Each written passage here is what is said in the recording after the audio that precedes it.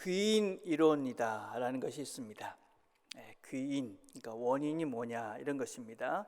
우리의 행동이나 사건의 원인의 근본을 설명해가는 그런 이론입니다.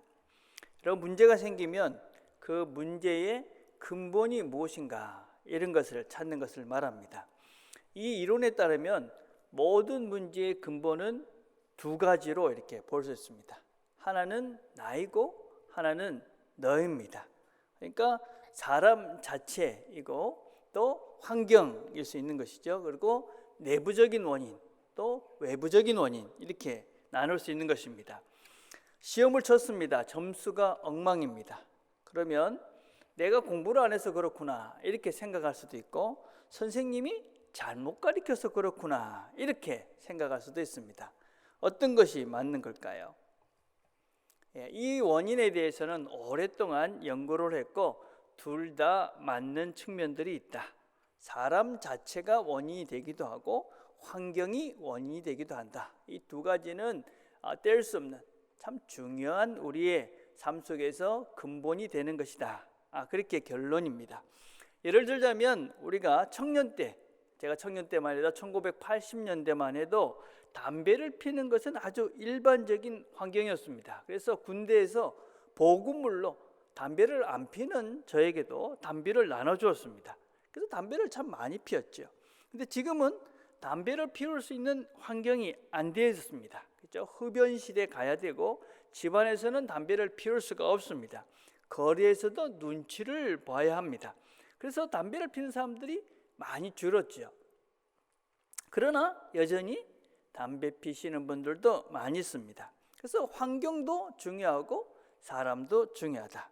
그런데 일반적으로는 보통은 남이 잘못하면 그 사람 탓을 하는 경향이 있고 내가 잘못하면 환경 탓을 하는 경향이 많다 하는 것입니다. 그래서 우리가 바른 판단을 하기 위해서는 의도적으로 문제 앞에 서면 내가 문제가 무엇인가 하고 나를 돌아보는 것이고, 다른 사람이 문제가 생겼을 때는 그 사람의 환경이 어떤가 이렇게 생각을 해줘야지만이 우리가 바른 판단을 할 수 있다 하는 것입니다.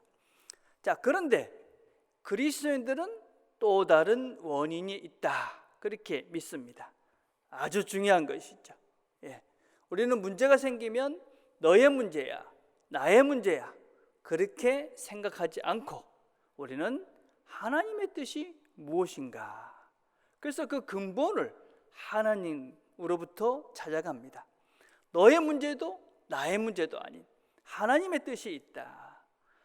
어떤 문제 앞에 서면 너를 탓하고 나를 그렇게 비난하면서 그렇게 하는 것이 아니라 우리는 하나님이 뜻이 있을 거야. 그래서 우리의 생각의 틀을 바꿔가는 것이죠. 문제가 생깁니다. 그러면 그 상황 속에서 우리가 해석을 하는데 그 해석을 하는 근본이 너냐 환경이냐가 아니라 하나님이 원하시는 것이 무엇일까? 이렇게 그 하나님을 중심으로 하나님의 생각으로 우리의 상황을 재해석하고 그렇게 그 상황을 하나님 뜻으로 해석해 가는 사람들이 그리스도인입니다.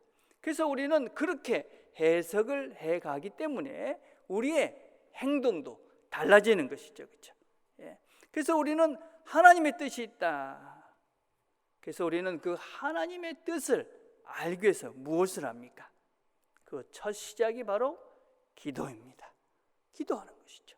하나님, 이 문제 속에서, 이 환경 속에서 하나님께서 원하시는 것이 무엇입니까? 그렇게 물으면서 우리가 우리의 환경과 문제, 그 너머에 계신 하나님의 그 뜻들을 찾아가는 자들이 바로 그리스도입니다. 오늘 읽은 본문으로 가봅시다. 2장 11절 이렇게 시작합니다. 그러므로 생각하라. 뭘 생각하라는 것일까요? 하나님이 하신 일들을 생각해 봐라. 너희들의 근본을 생각해 보라. 그것입니다. 그래서 12절에 보니까 너희는 그리스도 밖에 있었고 약속의 언약들에 대하여 외인이요 세상에서 소망이 없고 하나님도 없는 자이더니. 원래 우리가 어떤 존재였느냐? 그리스도 밖에 있었기 때문에, 하나님도 없었기 때문에 소망도 없었던 자들이다. 하나님이 없으니 소망이 없지요.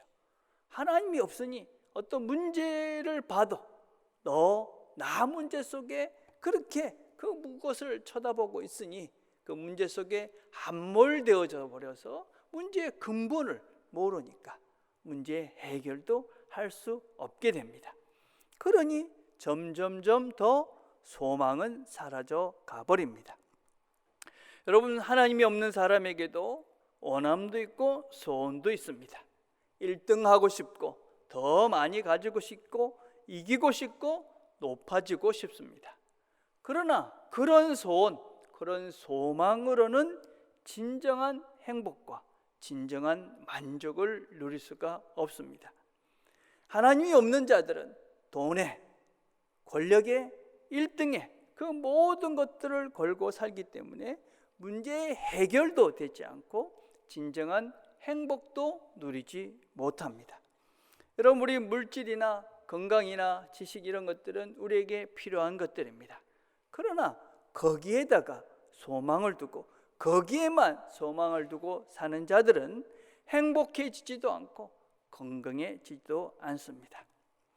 우리는 지금 그동안 쫓아 살았던 현실이 지금 우리가 당하고 있는 이 코로나 사태입니다. 더 가지기 위해서 산을 깎고 바다를 메우고 더 편해지기 위해서 쓰레기를 양산하고 편해지기 위해서 더 많이 가기 위해서 우리가 공기를 오염시키고 자연을 훼손하면서 지금 우리가 이룬 우리는 지금 더 많이 아프고 답답하고 힘든 현실을 지금 우리가 경험하고 있습니다. 우리의 소망이, 특별히 하나님을 아는 우리의 소망이 그 근본이 달라져야만 합니다. 그리스도 안에 있는 자들은 그 소망이 달라진 사람들입니다. 달라져야만 하는 것이죠. 새로운 존재, 우리는 그리스도 안에서 새로운 존재, 새로운 피조물이라고 말합니다.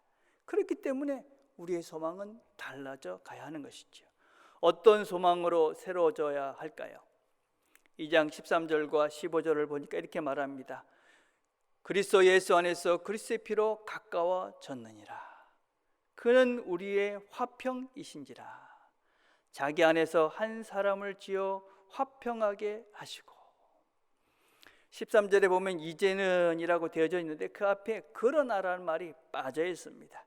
그러나 이전에는 하나님이 없어서 소망이 없었는데, 그러나 이제는 너희들은 새로운 소망, 새로운 미래를 갖게 되었다, 그 말입니다.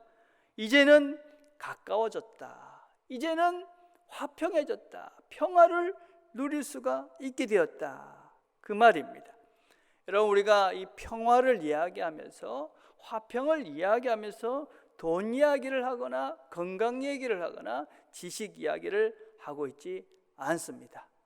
화평이 무엇이냐? 무엇이 우리에게 화평을 가져다 주느냐? 평화를 가져다 주느냐? 막힌 담을 하셨다. 둘을 하나가 되게 하셨다.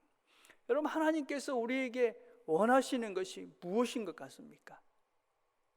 하나님이 우리에게 원하시는 것은 평화입니다. 평화. 예. 평화롭게, 우리 모두가 평화롭게 하나님 안에서 하나님과 하나가 되어지고 너와 내가 하나가 되어지고, 여러분, 한편이 되어지면 더 이상 갈등이 없습니다. 아픔이 없습니다. 경쟁이 없습니다. 욕심이 사라질 수밖에 없습니다. 하나님이 원하시는 우리의 소망은 무엇이냐? 평화입니다. 평화. 예. 여러분, 이스라엘 사람들과 이 유대인들 그리고 이방인들 사이에는 커다란 벽이 있었습니다. 예. 여러분, 유대인들은 사람으로 인식하지 않았어요. 그래가지고 이스라엘 청년이 아니면 이스라엘 여자가 이방인 남자와 여자와 결혼을 하면 그것은 바로 죽음이었습니다. 그래서 당장 장례식을 치렀다고 합니다. 예. 여러분, 그 벽의 상징이 무엇이냐면 이스라엘 예루살렘 성벽입니다. 여러분, 예루살렘 우리가 공부를 했죠, 그죠? 예루살렘 그 성은 이방인이 들어갈 수 있는 그 선이, 벽이 분명히 있었습니다. 이방인의 뜰이다. 요세푸스라는 초대 교회 사학자가 쓴 글에 의하면 이런 경고판이 붙어져 있었습니다. 예루살렘 성전은 외국인들과 분리시키기 위한 담으로 둘러싸여져 있었으며 거기에 접근하는 외국인은 죽음의 고통을 맛보게 될 것이다. 이 경고판은 라틴말, 로마말과 헬라말로 쓰여져 있습니다. 그리고 이 경고문은 1871년 그것이 붙어져 있는 경고문이 발견이 되어져서 정말 예수님 시대에 이런 경고문이 거기에 붙어져 있었구나. 그래서 여러분 사도행전을 보면 사도행전 28장에 보면 이런 말씀이 있습니다. 또 헬라인을 데리고 성전에 들어가서 그 거룩한 곳을 더럽혔다. 이는 그들이 전에 에베소 사람 드로비모가 바울과 함께 시내에 있음을 보고 바울이 그를 성전에 데리고 간 줄로 생각하미로라. 그래서 성전에 바울이 이방인을 데리고 갔다 이렇게 생각해가지고 바울을 죽이려고 했던 기록이 성경에 있습니다. 그래서 벽이 있었던 것이죠. 유대인과 이방인, 벽. 그럼 벽이 있으면 어떻게 될까요? 전쟁입니다. 여러분. 벽이 있으면 화평이 없습니다. 여러분 지금도 보십시오. 유대인과 팔레스타인 그 사람들은 벽이 있습니다. 그러니 늘 전쟁입니다. 끝없이 복수하고 죽이고 죽는 일들이 지금도 이어지고 있습니다. 남과 북에 38선이 있습니다. 그러니 우리가 서로 죽고 죽이는 이 아픔이 계속될 수밖에 없습니다. 여러분 벽이 있으면 평안할 수가 없습니다. 부부 사이에 벽이 있습니다. 그러면 평안이 없는 것이죠. 여러분 벽이 있다는 것은 무엇이냐? 벽이 있다는 것은 거기에 분리되어졌다는 것입니다. 거기에는 불신이 있다는 것입니다. 믿을 수 없다는 것입니다. 그 너머에 무엇이 있는지 아무도 모르기 때문에 우리는 의심할 수밖에 없습니다. 그러니까 늘 불안한 것입니다. 그러니 평안할 수가 없는 것이죠. 여러분 우리 스스로가 왠지 두렵고 마음에 평안이 없고 걱정이 많고 그러면 벽이 많은 것입니다. 벽, 너와 나 사이의 벽, 부부 사이의 벽, 부모와 자녀 사이의 벽, 그 다음에 내가 어떤 관계 속에 수많은 벽이 있는 거예요. 그 분리된 상태, 수많은 벽이 있는 사람들은 평안할 수가 없습니다. 그런데 그리스도가 그 벽을 헐어버렸습니다. 또 십자가로 이 둘을 한 몸으로 하나님과 화목하게 하려 하심이라. 원수된 거를 십자가로 소멸하시고 또 오셔서 먼 데 있는 너에게 평안을 전하시고 가까운 데 있는 자에게 평안을 전하셨으니. 오늘 성경을 읽으시면 이 평안, 그 다음에 이 평안이라는 말이 4-5번 계속 반복이 돼요. 그리고 화목이라는 말이 나와요. 이 화목이라는 말과 평안이라는 말은 아주 근본적으로 다른 말입니다. 여러분 14절, 15절 그리고 17절에 나오는 이 평화라는 말은 어떤 말이냐면 에이레라는 말이에요. 이건 평화예요. 전쟁이 없는 상태, 너와 내가 하나가 된 상태를 평화라고 그래요. 이 화목은 무엇이냐? 화목이라는 것은 아포칼라타스라는 말이에요. 이 말은 회복이 되는 거예요. 회복. 너와 내가 회복이 되는 거예요. 원래 자리로 가는 거예요. 그 평화가 어떻게 돼야 되느냐? 평화는 회복이 돼야 돼. 그냥 평화가 되는 것이 아니에요. 너와 내가 회복이 돼야지만이 거기에 진정한 평화가 존재하는 거예요. 그렇죠? 그 회복은 무엇이냐면 원래 상태예요. 원래 상태. 원래. 여러분 유대인과 이방인들이 그렇게 분리되어져서 치열하게 싸웠는데 원래는 하나였어요. 원 하나. 그들은 분리될 필요가 없었던 존재들이에요. 어떻게 하나가 됩니까? 그리스도로 하나가 되는 것입니다. 그리스도로. 원래 하나님이셨던 그분 안에 들어와야지만이 우리가 회복이 되어지고 그래서 우리가 진정한 평화를 맛볼 수가 있는 것입니다. 여러분 이 평화가 하나가 되어지만이 우리는 진정한 화평을 누릴 수가 있습니다. 평화가 된다는 것은 무엇이냐? 너와 내가 하나가 된다는 것은 무엇이냐면 이전에는 적이라고 생각했습니다. 경쟁자였습니다. 상대편이었습니다. 그런데 이제는 내 편이 된 것입니다. 내 협력자가 되는 것입니다. 내 동력자가 되는 것입니다. 내 친구가 되는 것입니다. 그리스도 안에서 이런 관계로의 회복이 되는 것입니다. 그런데 우리 지금 어떻습니까? 여러분, 싸움이 없는 것이 어딜까요? 무덤이라고 그러더라고요. 여러분, 이건 아주 큰 진리를 담고 있어요. 화평을 이루기 위해서는 어떻게 돼야 되냐? 오늘 본문을 보니까 16절에 또 십자가로 이 둘을 한 몸으로 원수된 것을 십자가로 소멸하시고, 십자가로 그 모든 것들이 다 무너졌다. 너와 나 사이에 평화를 이루고 있다. 그러면 누군가가 십자가를 지고 자기 자신을 희생했기 때문에 거기에 화평이 있는 것이죠. 부부간에 늘 화목하다. 그러면 그 중에 누군가가 십자가를 지고 자기 자신을 죽은 것이죠. 우리 관계들 속에서도 다 그런 것입니다. 누군가가 희생하고 누군가가 죽었기 때문에 거기에 화평이 있는 것이지. 여전히 우리는 이 과정, 이 길을 가고 있기 때문에 여전히 우리는 갈등도 있고 상처도 있고 아픔도 서로 주면서 살아갑니다. 그런데 하나님께서는 우리에게 뭐라고 우리를 정의해 놓으셨느냐? 19절에 보니까 그러므로 이제부터 너희는 외인도 아니요 나그네도 아니요 오직 성도들과 동일한 시민이요 하나님의 권석이다. 우리가 누군가 이 정체성을 먼저 믿는 것이 정말 중요합니다. 여러분, 우리가 이 정체성을 하나님이 예수 그리스도 안에 있는 우리가 하나님의 그 시민들이고 하나님의 한 가족 되었다. 하나님, 우리의 이 정체성을 우리가 분명히 인식하지 못하면 우리는 평화를 누릴 수가 없습니다. 여러분, 주보에 보십시오. 나중에 읽어보시면 주보에 제가 보내포글을 소개했는데 그리스도인들이 말씀 아래서 함께 사는 삶을 한 운동이나 조직이나 단체나 경건한 이들의 모임이 되어버리지 않고 한 거룩한 그리스도의 공교회로 이해될 때 비로소 건전하게 지속되는 것입니다. 여러분, 다른 운동들은 그죠? 조직들은 다른 이유가 있어요. 그죠? 근데 우리는 교회는 그 존재 자체가 모임 자체가 목적인 거예요. 여러분, 가족은 다른 목적이 없잖아요. 마찬가지예요. 교회는 교회 자체가 우리 모임 자체가 목적인 거예요. 그래서 우리는 다른 걸 추구하지 않아요. 그냥 우리가 하나다. 우리는 가족이다. 우리는 하나님 백성이다. 이걸 추구하는 거예요. 우리는 믿음으로 묶여져 있는 것이지 경험으로 묶여져 있는 것이 아닙니다. 여러분, 우리가 이렇게 신앙생활을 하시면서 서로 상처도 주고 상처도 받아요. 그런 걸 보고 너무 힘들게 생각하실 필요가 없습니다. 왜 그럴까요? 그건 우리가 서로 가족이기 때문에, 서로 기대하는 것이 있기 때문에 상처도 주고 상처도 받는 것입니다. 그래서 우리가 가족이다. 우리가 하나님이 한 공동체로 만들어주셨다. 그래서 우리가 먼저 이 공동체를 주신 거예요.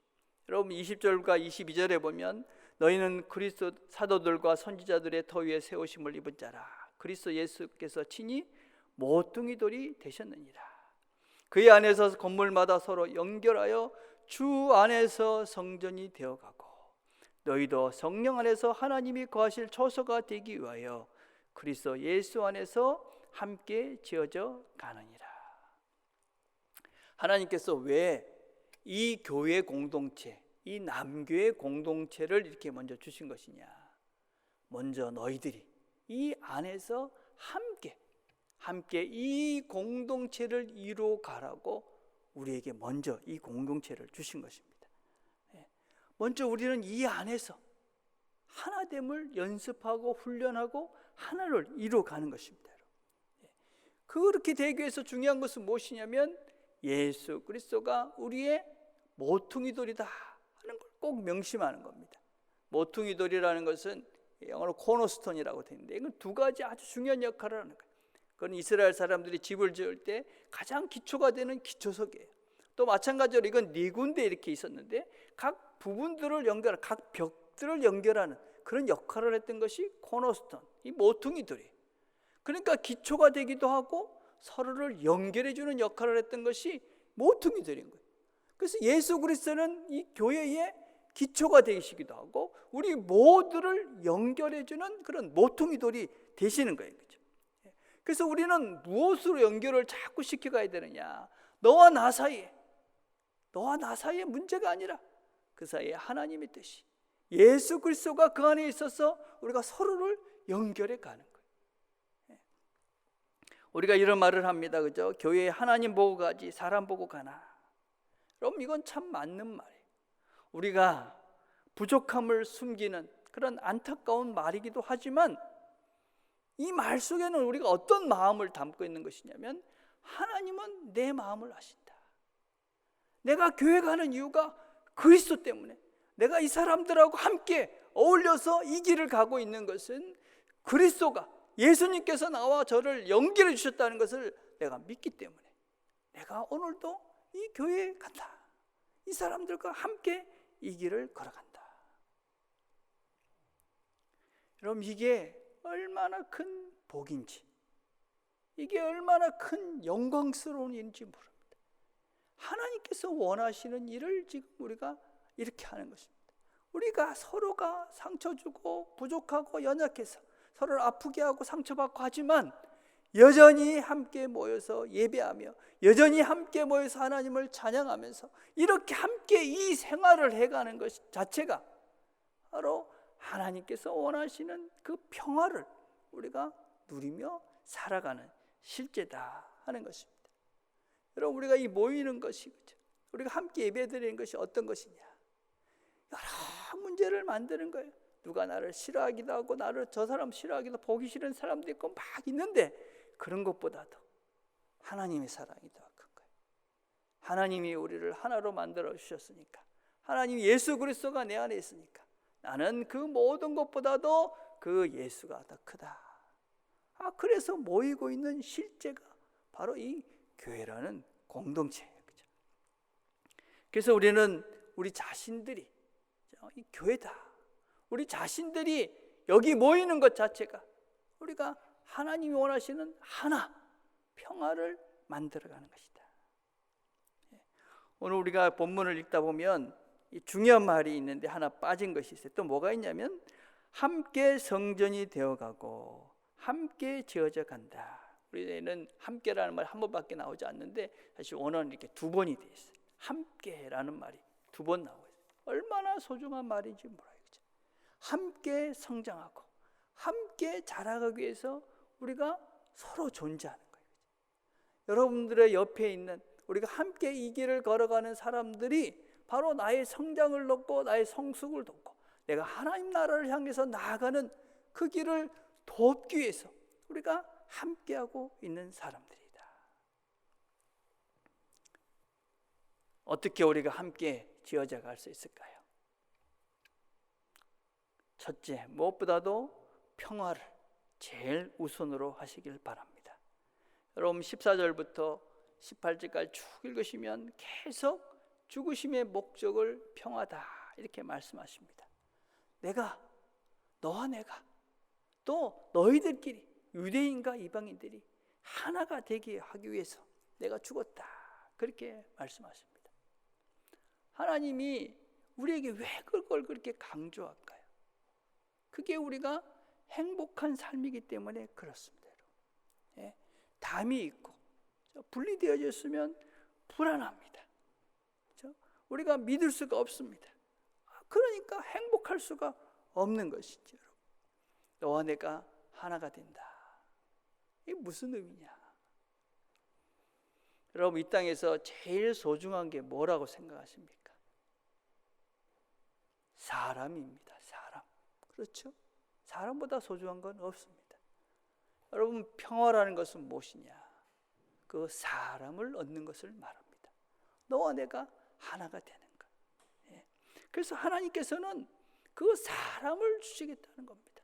사람을 주었다는 것입니다. 이 공동체 너희들이 함께하면서 가장 큰 복, 그 사람을 너희들에게 지금 주었다. 그 복을 함께 누려라. 평화가 하나님의 가장 큰 소망이다. 그것이 우리의 큰 소망이고 그것이 가장 큰 복이다. 그래서 우리는 서로의 성숙과 성장을 함께 도우며 살아가야만 합니다. 여러분, 제가 참 좋아하는 사랑의 정의 중에 스코트 팩이라는 분이 이런 말을 했습니다.